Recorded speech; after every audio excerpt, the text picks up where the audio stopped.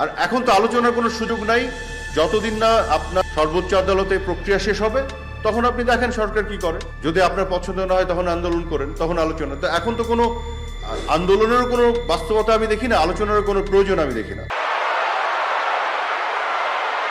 প্রধানমন্ত্রী তাদের সাথে আলোচনা করার জন্য আমাকে আইনমন্ত্রীকে এবং শিক্ষামন্ত্রী জনাব মহিবুল হাসান চৌধুরী এমপি তাকে দায়িত্ব দিয়েছেন। আমরা তাদের সাথে বসবো এবং আমরা এটাও বলতে চাই যে তারা যখনই বসতে রাজি হবে, এটা যদি আজকে হয় আজকেই আমরা বসতে রাজি আছি।